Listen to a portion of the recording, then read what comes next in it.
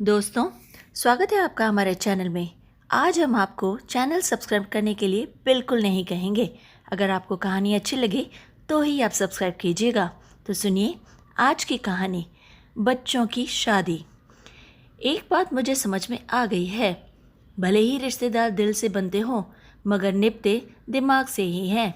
रिश्ते को चलाने के लिए हमें दिल का नहीं बल्कि अपने इंटेलेक्ट का इस्तेमाल करना पड़ता है। अगर एक बार यह तय कर लो कि रिश्ता निभाना है तो फिर यह बात सूझबूझ से अच्छी तरह से निभाया जा सकता है। कुछ समझौते करने होते हैं मगर जिंदगी भर का साथ तो मिल ही जाता है अपने हमसफ़र का। आज सुबह सुबह 30 साल के good looking handsome IT engineer Shrikant Shukla के घर में वही रोज़ का इमोशनल ब्लैकमेलिंग का सीन चल रहा था, जैसे आप सभी के घरों में देखते होंगे। जो आपकी उम्र के बैचलर यानी कि वेल टू डू लड़कों के घर में अक्सर चलता ही है, बाकी किया ही क्या जा सकता है। खासकर तब जब घर वालों को लड़के के लिए कोई सूटेबल मैच नज़र आ जाए और लड़का उसकी तरफ देखने को भी तैयार ना हो, फिर क्या शुरू हो जाता है पूरा तामझाम। और फिर साम दाम दंड भेद हर नीति अपनाकर माँ बाप उसके द्वारा उसे घेरने की हर मुमकिन कोशिश कर ही लेते हैं। शायद इस बार वह लड़का मान जाए। श्रीकांत की मेज़ पर कल से एक खूबसूरत लड़की की मैट्रिमोनियल फ़ोटो पड़ी हुई थी, उसकी एक नज़र के इंतज़ार में। बस नाम था शुभा जोशी। उसी आईटी पार्क की एक कंपनी में एचआर मैनेजर थी जहां पर श्रीकांत की कंपनी थी। शायद उसने उसे एक नज़र देखा भी हो। फोटो पर उसने उड़ती सी नज़र डाली तो श्रीकांत को वो चेहरा ज़रा जाना पहचाना लगा। शायद कभी किसी कैफ़े में या फिर चाय की टपरी पर या फिर राह चलते चलते उसने एक बार देखा होगा। शायद खिलखिला सा हंसमुख चेहरा था जिस पर स्ट्रेट सिल्की शोल्डर कट बाल झूल रहे थे, यानी बेहद प्यारी शक्ल।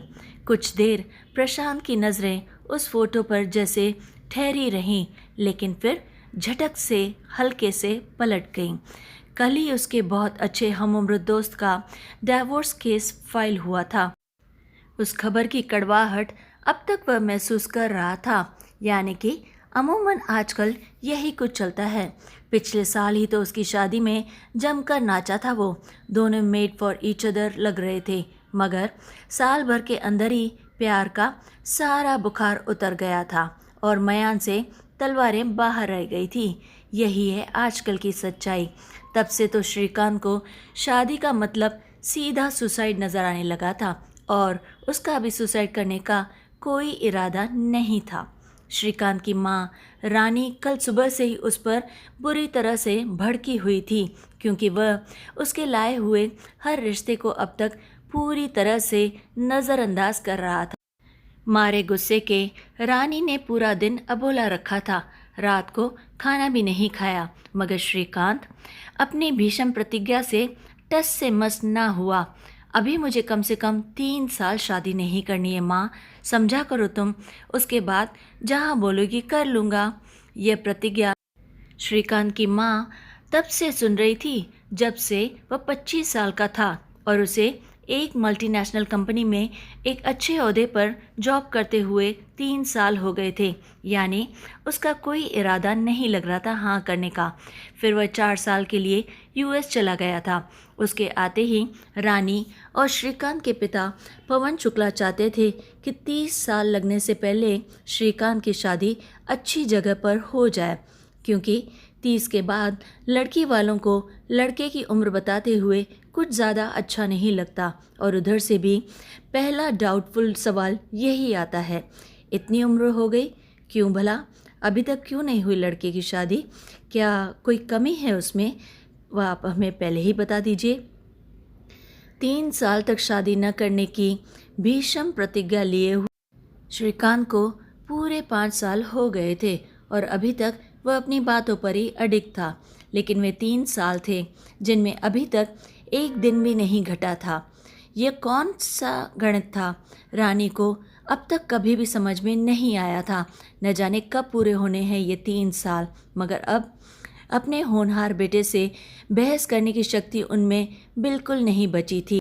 इसीलिए आज सुबह से उसने वही हथियार चलाया जिसके आगे हर मर्द फेल होता है, जिसे चलाने में वह पूरी तरह से निपुण थी और जिसकी धार से उसने पूरे घर को अपने कंट्रोल में रखा हुआ था। उसके आंसुओं की धार आंखें सूजकर लाल हो चली थी। शायद पूरा दिन या फिर पूरी रात रोई थी। जुबां बिना रोके ऐसे बुदबुदाए जा रही थी जैसे कोई अखंड पाठ चल फट पड़ा हो। पहले दर्द सहन करके इन्हें पैदा करो, फिर पूरी जवानी इन्हें पालने में लगा दो और फिर अपनी सारी जमा पूंजी इन्हें सेटल करने में स्वाहा कर दो और फिर अंत में जब बुढ़ापे में अपने सुख के लिए कुछ भी इनसे मांगो तो फिर ये माय लाइफ माय चॉइस का अलापने लगते हैं। यानी इनकी ज़िंदगी में किसी का दखल इन्हें बर्दाश्त नहीं। अरे आज घर में शादी होगी, बहू आएगी तो हमें भी तो कुछ सुख मिलेगा। क्या हम इसके लायक भी नहीं हैं? हमारे भी तो अरमान पूरे होंगे। नाते रिश्तेदारों से नेक शगुन के लेन देन निपटेंगे। हमारे जाने के बाद ब्याह करेगा तो हमें क्या सुख मिलेगा भला? फिर यह भी तो सोचो, अगर आज हमें कुछ भी हो जाए तो कौन बचेगा हमारा? बताओ भला, हमें तो कौन बचेगा तेरे लिए? परिवार में हमारे बाद कोई तो होना चाहिए। शादी करेगा तभी तो बच्चे होंगे जिसे अपना कह सकेंगे हम, जो तेरा ध्यान रख सके। मगर नहीं, इन्हें तो कुछ नहीं सुनना। माँ बाप जो कहेंगे उससे उल्टा ही करना है इन्हें। पता नहीं शादी को लेकर किस बात से डरता है। रानी जी की लगातार बड़बड़ जारी ही थी। इसी बीच उनकी बेटी शानी का इंदौर से फ़ोन आ ही गया। शानी श्रीकांत से केवल 2 साल बड़ी थी और ये आपस में केवल 2 भाई बहन ही थे। 32 साल की शानी की एक 4 साल की बेहद ही प्यारी बेटी थी। ससुराल वाले अब जोर दे रहे थे कि एक और बच्चा कर लो, जिस कारण उसके घर में काफ़ी तनाव चल रहा था और वह अपने मन की भड़ा कैब से ऑफिस जाते हुए रोज़ अपनी माँ को फ़ोन करके अपनी माँ पर निकाला करती थी। माँ, बस अब बहुत हुआ। सच कहती हूँ, अब मैं उस घर में ज़्यादा नहीं टिक पाऊँगी। मैं सब कुछ छोड़कर यहाँ चली आऊँगी। दिन भर ऑफिस में बॉस की किटपिट सुनो और घर पर अपनी सास की। एक बच्चे को ही पालना मुश्किल हो रहा है, दूसरे के बारे में कहाँ से टाइम निकालेंगे हम दोनों? और जब भी अपनी मजबूरी बताओ तो जवाब में यही सुनने को मिलता है, भाई हमने तो 3 को पैदा किया है और उन्हें अच्छे से संभाला भी है, और एक आप हैं, एक बच्चे में ही थक गए हो। अब आप ही बताओ माँ, उनके टाइम में क्या औरतें बाहर के काम संभालती थी क्या? हम कितना बिजी रहती हैं, जॉब करती थी क्या? ऐसी स्ट्रेसफुल लाइफ जीती थी क्या? और यहाँ खुद को ही हम नहीं संभाल पा रहे, एक और बच्चे को भला कैसे संभालेंगे? बहुत हुआ माँ, अब मैं ज़्यादा दिन यह नाटक नहीं झेल पाऊँगी। मैं इंडिपेंडेंट हूँ, अलग होकर रह लूँगी, चाहे जो हो, लेकिन दूसरा बच्चा बिल्कुल नहीं करूँगी। बेटी का अल्टीमेटम सुनकर रानी बुरी तरह से घबरा गई। ऐसा नहीं कहते बेटी, दामाद जी की तो सोचो, वे तो तुझे कुछ नहीं कहते ना, वो तुझे कितना प्यार करते हैं। यही तो प्रॉब्लम है माँ, उनकी माँ मुझे कुछ भी कहती रहें, वे कभी किसी से कुछ नहीं कहते। एक बार कोशिश की थी उन्होंने अपनी माँ से बात करने की, पर जानती हो क्या हुआ? जोरू के गुलाम का तमगा लेकर लौटे थे अपने कमरे में। और क्या, अब वे तब से मेरा साइड बिल्कुल नहीं लेते, तब से उन्हें कुछ नहीं कहते। जो सुनना पड़ता है मुझे ही सुनना पड़ता है। बेटी के फ़ोन आने का और कुछ ज़्यादा फ़ायदा हुआ हो या ना हुआ हो, लेकिन रानी जी का माइंड अब डाइवर्ट होने लगा था और उन्हें सुबकना और बड़बड़ाना उनका रुक गया था। मौके का फ़ायदा उठाकर श्रीकांत कमरे से बाहर खिसक लिए और माँ पर पलटवार किया। देखा माँ, देख लो ध्यान से, एक की शादी करके अरमान नहीं निकले तुम्हारे जो मेरी शादी कराने चली हो। अगर मैं आज शादी कर लूँगा तो इस घर में भी वही कहानी दोहराई जाएगी जो दीदी के घर में इस वक्त चल रही है, सास बहू का नाटक। बस किरदार बदल जाएंगे इस बार। क्या फालतू की बकवास करता है? क्या तू अपने माँ को नहीं पहचानता? इसमें फालतू की क्या बकवास है माँ? आपकी जनरेशन का माइंडसेट एक ही है, बहू पढ़ी लिखी आए, प्रोफेशनली क्वालिफाइड, जॉब भी करे, लेकिन ऑफिस से घर आकर किचन भी वही आकर संभाले और बच्चे भी पैदा करे, उनकी पढ़ाई लिखाई और उनकी पूरी देखभाल वही करे और अपना करियर भी देखे। यही दीदी की सास का माइंडसेट है और मुझे पता है यही आपका भी है। मेरा कहाँ ऐसा माइंडसेट है? मैंने कब कहा तुझसे ये? तू एक बार बहू तो ले आ, देखना मैं उसे कुछ नहीं कहूँगी, प्रॉमिस। कैसे कुछ नहीं कहोगी? अच्छी तरह से जानती हूँ मैं तुम्हें। जिस रिश्ते के लिए इतनी लड़ाई चल रही है घर में, वो लड़की भी 10 घंटे की जॉब तो कर ही रही है। उसके बाद वह क्या ही घर पर ध्यान दे पाएगी? थक हार कर घर पर आएगी, फिर क्या उसका मन करेगा किचन में काम करने का? बिल्कुल नहीं। और मैं तो कर नहीं सकता, क्योंकि मुझे तो आपने कभी किचन में आने नहीं दिया।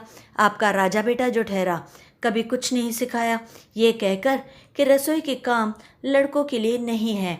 माँ, आजकल की लड़कियाँ अगर लड़कों वाले सारे काम कर लेती हैं तो क्या हम लड़कों का इतना नहीं बनता कि लड़कियों वाले काम हम भी सीख लें, हम भी उनकी थोड़ी बहुत मदद कर लें?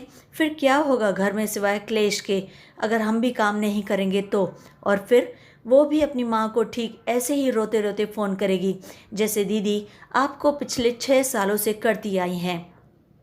देख बेटा, लड़कियों को घर का काम तो संभालना ही पड़ता है। रानी तमक कर अपने बेटे से बोली। यह आपका सोचना है माँ, आजकल की लड़कियाँ यह सब नहीं सोचती। आजकल लड़के और लड़कियों की सोच में फ़र्क नहीं रहा। जब दोनों कमाते हैं तो फिर घर भी दोनों को ही संभालना होगा ना। आप यह क्यों नहीं समझती? आप पूछ रही थी ना कि मैं शादी क्यों नहीं करना चाहता, किस बात से डरता हूँ? बस इसी बात से डरता हूँ माँ कि क्या क्या संभालूंगा मैं शादी के बाद। इतना सब तो मुझसे होगा ही नहीं। ऑफिस, घर, बीवी, माता पिता, और फिर ऐसे लगता है कि जैसे चल रहा है वही बढ़िया है। और क्या, रोज़ अपने कलीग के घर में चल रहे इन्हीं ड्रामों के किस्से लगातार सुनता रहता हूँ। बात यह है कि आप जैसे सो कॉल्ड मॉडर्न पेरेंट्स ने अपनी लड़कियों को कमाना तो सिखा दिया, लेकिन हम जैसे अपने अपने लड़कों को अपने घर का काम बिल्कुल नहीं सिखाया, घर संभालना बिल्कुल नहीं सिखाया। इसीलिए आज शादी में बैलेंस बिगड़ रहा है, जिस वजह से आज मुझे शादी एक डरावना सपना नज़र आ रहा है, उससे ज़्यादा कुछ नहीं। और यह सिर्फ मेरे साथ ही नहीं है, आजकल सभी लड़के लड़कियों के साथ ऐसा ही हो रहा है। इसीलिए डिवोर्स रेट बढ़ते जा रहे हैं। मगर बेटा, आखिर कब तक तुम अकेले रहोगे, यह भी तो सोचो। कोई तो तुम्हें जीवन साथी चाहिए, कंपेनियनशिप तो हर किसी को चाहिए। अब नहीं तो बड़ी उम्र के लिए ही सही, एक प्यार भरा साथ हो, हाथों में हाथ हो। रानी जी ने अपना सुर बदला। तो उसके लिए शादी की क्या ज़रूरत है माँ? आजकल कंपेनियनशिप बिना शादी के भी मिल जाती है। Don't worry about that. Shrikant जुमला उछाल कर वापस अपने कमरे में चला गया। यह सुनते ही रानी जी फिर से तिलमिला उठी। आजकल के लड़के लड़कियों से बात करना ही मुश्किल है।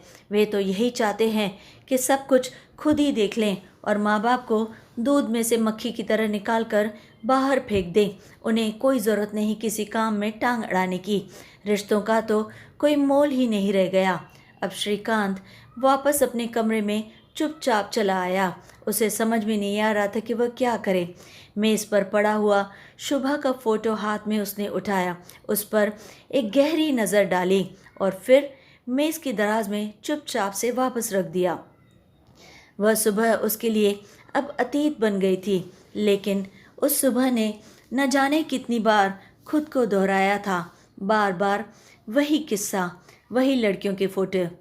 फिर एक दिन रानी जी और पवन थक हार कर आखिर चुप होकर बैठ ही गए और श्रीकांत को उसकी किस्मत पर छोड़ दिया। अब उन्होंने उससे पूछना ही छोड़ दिया था कि वह शादी करेगा या नहीं। अब श्रीकांत का पूरा फोकस केवल करियर पर ही था। आते जाते कभी कभी उसे शुभा जोशी दिख जाती थी। वह भी आईटी में जो काम करती थी, कभी आईटी हब की पार्किंग में, कभी किसी फूड कोर्ट पर। दिल में उसके एक टीस सी उठती, काश काश मैंने तब हाँ कर दी होती। मगर आजकल की शादियों का हाल देखकर वह खामोश रह जाता। देखते ही देखते 6 साल गुजर गए थे।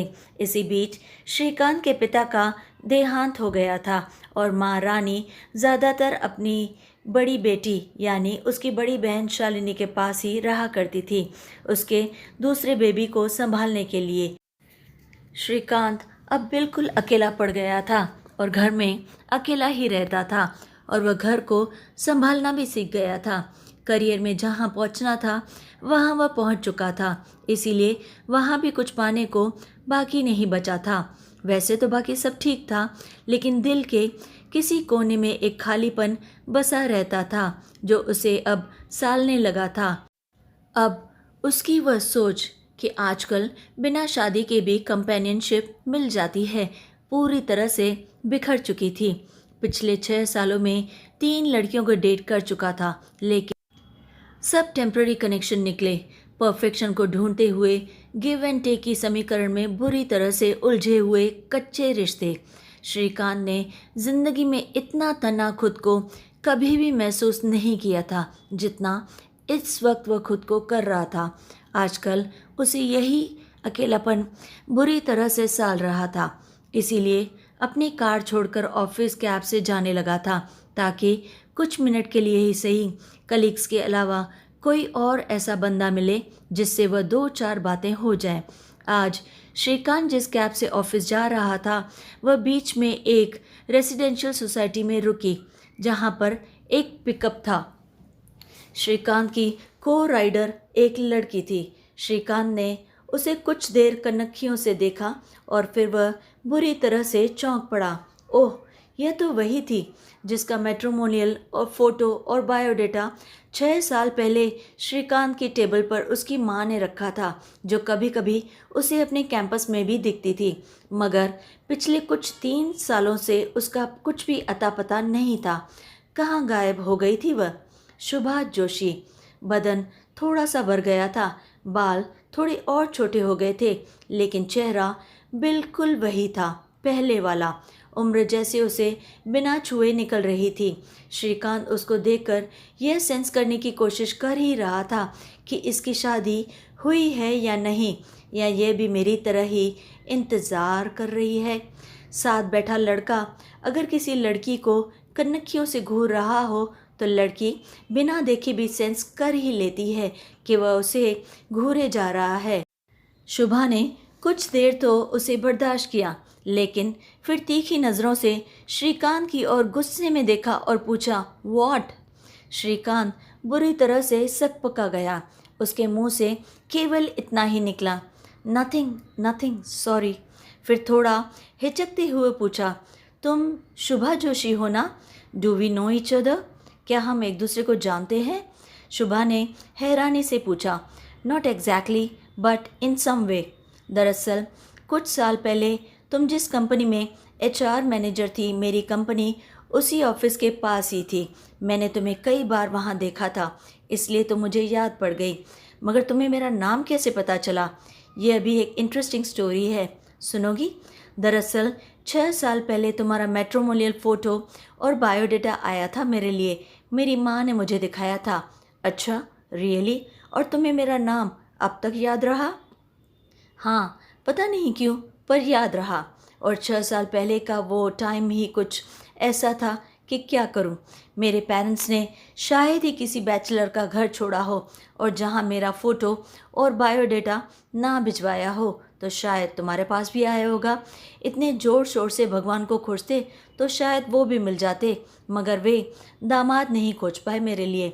शुभा हंसते हुए बोली, दरअसल उनकी गलती नहीं है। मेरे पेरेंट्स भी यही चाहते थे कि मैं वक्त से सेटल हो जाऊं। आखिर मैंने ही उसकी सारी प्लानिंग फेल कर दी। मगर क्यों?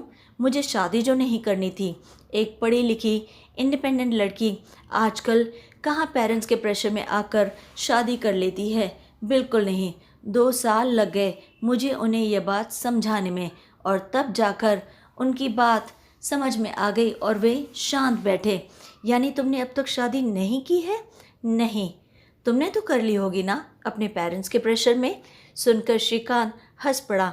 नहीं, मैंने भी नहीं की है। आजकल के पढ़े लिखे इंडिपेंडेंट लड़के भी कहाँ अपने माता पिता के प्रेशर में आकर शादियां कर बैठते हैं। और दोनों एक साथ हंस पड़े। यह सुनकर शुभा भी ज़रा सा मुस्कुराई और उसकी हंसी में शामिल हो गई। वैसे काफ़ी टाइम से तुम्हें कैंपस में नहीं देखा था, कंपनी स्विच की है क्या तुमने? नहीं, स्विच नहीं की थी, 2 साल के लिए लंदन गई हुई थी मैनेजमेंट कोर्स करने के लिए। एक अपग्रेड चाहिए था, पिछले महीने ही लौटी हूँ। वापस आकर उसी कंपनी को मैंने फिर से ज्वाइन कर लिया है। एक्चुअली यह कोर्स मुझे काफ़ी टाइम से करना था, मेरे कंपनी ने ही मुझे स्पॉन्सर किया था, इसलिए मुझे काफ़ी अच्छा मौका मिल गया। मुझे अच्छे से याद है। Wow, excellent. श्रीकांत ने ऐसे रिएक्शन दिया। What about you? शुभा ने उससे पूछा।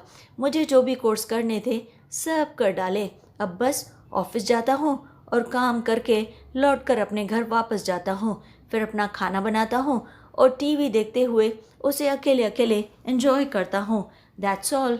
सैलरी बहुत है, मगर न खर्च करने का समय है और ना ही कोई लक्ष्य, बस चल रही है ज़िंदगी।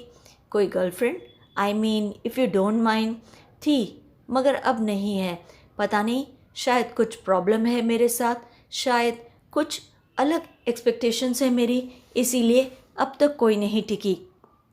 मैं एक नॉर्मल रिलेशनशिप ढूंढता हूँ जिसमें कोई बनावटीपन ना हो, कोई शो ऑफ बिल्कुल भी ना हो, और हमेशा जहाँ भी डेट पर जाने से पहले मुझे सोचना बिल्कुल ना पड़े कि मैं कैसा लग रहा हूँ, अपने सफ़ेद होते बालों को छुपाना ना पड़े, जहाँ मुझे ये प्रेजेंटेशन ना देना पड़े कि मैं तुम्हारा किस तरह से ख्याल रखूँगा, बिल्कुल तुम्हारे लिए यह करूँगा वह करूँगा, बस ये सब बातें। और फिर मेरे साथ अपनी लाइफ इन्वेस्ट करना तुम्हारे लिए फ़ायदे का सौदा होगा, ब्ला ब्ला ब्ला। यू नो, आजकल यही सब तो चल रहा है, सब कुछ बहुत कुछ आर्टिफिशियल हो गया है, बहुत ऊपरी। मुझे यह सब बिल्कुल पसंद नहीं। श्रीकांत की बातें सुनकर शुभा की जैसे कहीं खो गई, कहीं कुछ सोच में पड़ गई। Same with me.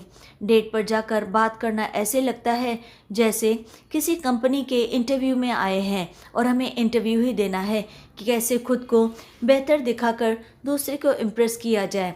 जिसके सामने मैं सिर्फ मैं बनकर नहीं रह सकती, तो उसके सामने मैं जाऊं ही क्यों भला? वैसे क्या कभी अकेलापन नहीं लगता तुम्हें? लोनलीनेस की फीलिंग नहीं आती? इस बार शुभा ने जैसे श्रीकांत की दुखती रग पर हाथ रख दिया था। कुछ देर वो वहीं पर गुमसुम बैठा रहा, विंडो से बाहर झांकते हुए, जैसे आसमान में शुभा के सवाल का जवाब खोज रहा हो। झूठ नहीं बोलूँगा, लगता है, और अब तो बहुत ज़्यादा लगता है। मैं तो अब इसी इंतज़ार में हूँ कि माँ झूठे से एक बार टोक दे, बेटा यह एक लड़की देखी है तेरे लिए, सही लगे तो रिश्ता पक्का कर दूँ। And I will tell you, मैं बिना लड़की को देखे हुए चुपचाप हाँ कर दूँगा। मैं तो बुरी तरह पछता रहा हूँ। यह सुनकर शुभा खिलखिलाकर हंस पड़ी। इतने डेस्परेट हो शादी करने के लिए? सच कहूँ, इतनी उम्र गुजर जाने के बाद एक बात मुझे समझ में आ गई है। भले ही रिश्ते दिल से बनते हों, मगर निपते दिमाग से ही हैं। रिश्ते को चलाने के लिए हमें दिल का नहीं, अपनी इंटेलेक्ट का इस्तेमाल करना पड़ता है। अगर एक बात यह तय कर लो कि रिश्ता निभाना है, तो फिर वह सूझबूझ से अच्छी तरह से निभाया जा सकता है। कुछ समझौते करने होते हैं, मगर ज़िंदगी भर का साथ तो मिलता ही है। शायद तुम सही कह रहे हो। तुम्हें नहीं लगता अकेलापन? श्रीकांत ने शुभा की आंखों में घूरते हुए, उसमें झांकते हुए कहा। लगता है कभी कभी, बल्कि अक्सर लगता है, मगर फिर वे सब प्रॉब्लम्स दिखने लगती हैं जो मेरी बड़ी बहन इस वक्त फेस कर रही है। करियर का प्रेशर, फैमिली का प्रेशर। जीजाजी को तो घरेलू जिम्मेदारियां दिखती तक नहीं हैं, दीदी को ही सब कुछ संभालना पड़ता है। यू नो, आज भी सोसाइटी की वही पुरानी मेंटालिटी नहीं बदली है। भले ही लड़कियां नौकरी कर लें, मगर घर तो उन्हें ही संभालना पड़ता है, और भी कई बातें। लेकिन मुझ में ना इतना पेशेंस है और ना ही इतनी एनर्जी, इसलिए मैं इस बारे में सोचना तक नहीं चाहती। बस इसीलिए मैंने पिछले 6 सालों में घर के सारे काम सीख लिए। खाना भी बना लेता हूँ, ताकि कम से कम मेरी फ्यूचर वाइफ को यह शिकायत ना हो कि उसे घर अकेले संभालना पड़ रहा है। वाह, परफेक्ट मैरिज मटेरियल बन गए हो तुम तो। किसी मैट्रिमोनियल साइट पर अपना बायोडेटा अपलोड कर दो, बहुत सारी रिस्पॉन्स आएंगी। उसे छेड़ते हुए उसने कहा, तुम करोगे रिस्पॉन्ड? करोगी तो अभी अपलोड कर देता हूँ। श्रीकांत का सीधा सीधा प्रपोजल सुनकर शुभा बुरी तरह से सकपका गई। उसे यूं ऑकवर्ड देखकर श्रीकांत माहौल हल्का करने के लिए बोला, वैसे तुम तो रहने ही देना, वरना मेरी माँ मुझे उम्र भर ताना मारेगी कि देखा, घूम फिर कर वही मिली जिसका रिश्ता मैं तेरे लाई थी, तभी हाँ कर देता तो। यह सुनकर शुभा की आंखों में शर्म के साथ साथ हंसी भी तैर गई। इससे पहले कि वो कुछ कहती, उनका डेस्टिनेशन वहाँ आ गया था। श्रीकांत उसे nice to meet you bye कहकर आगे बढ़ने लगा था, लेकिन तभी शुभा ने उसे पीछे से पुकारा, सुनो, अगर लेट ना हो रहा हो तो क्या मेरे साथ एक कप चाय पियोगे? तुम्हारा बायोडेटा तुमसे ही ले लूँगी। मैट्रिमोनियल साइट पर रजिस्टर करने के पैसे लगेंगे खामखा। मॉम कहा करती हैं बहुत पैसे उड़ाती है, शादी के बाद मुश्किल होगी। इसीलिए आजकल मनी मैनेजमेंट सीख रही हूँ फ्यूचर के लिए। एक हंसी इधर से खिली और एक हंसी उधर बिखरी। एक सफ़र का अंत और दूसरे की शुरुआत बन रही थी। तो दोस्तों, कैसी लगी आपको ये प्यारी मॉडर्न अच्छी सी कहानी? अगर अच्छी लगे तो इस बार सब्सक्राइब ज़रूर कर लीजिए, और हाँ, कहानी को शेयर करना बिल्कुल बिल्कुल ना भूलें। और फिर इस चैनल को और इस कहानी को करें लाइक, शेयर एंड सब्सक्राइब।